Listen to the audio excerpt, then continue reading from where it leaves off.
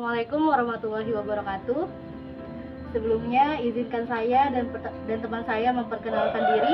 Nama saya Atayra Syinshira dan teman saya Alia Sabili.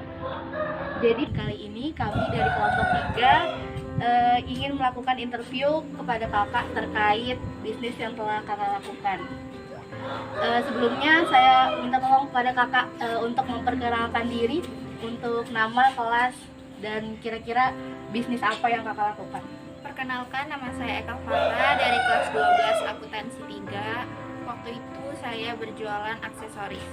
Selanjutnya bisa dilanjutkan oleh teman saya mengenai pertanyaan-pertanyaannya.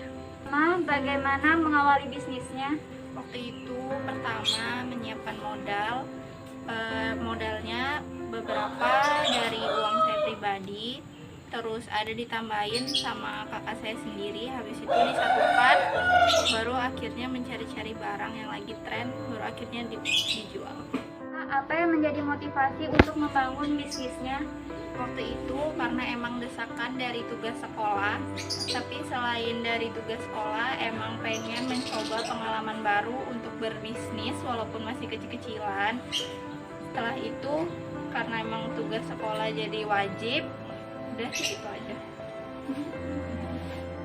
Kendala apa saja yang didapati ketika menjalani bisnis? Kalau kendala yang pasti karena waktu itu juga karena tugas sekolah, jadi pasti berkelompok. Kurangnya itu kita kurang komunikasi dalam berbisnisnya.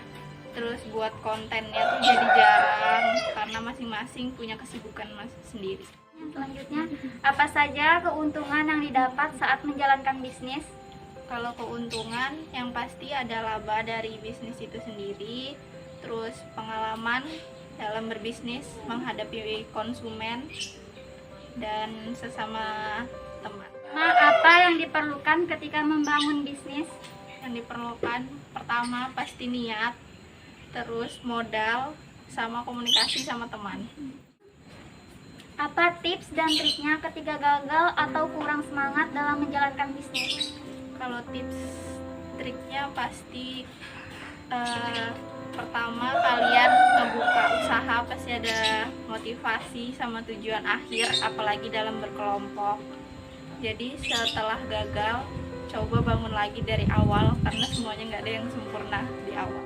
7. Saran untuk kami sebagai pertimbangan untuk menjalankan bisnis bagaimana?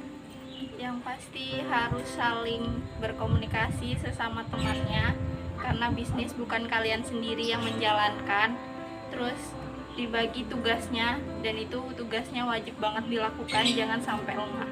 Pertanyaan terakhir, apa alasan berhenti menjalankan bisnis?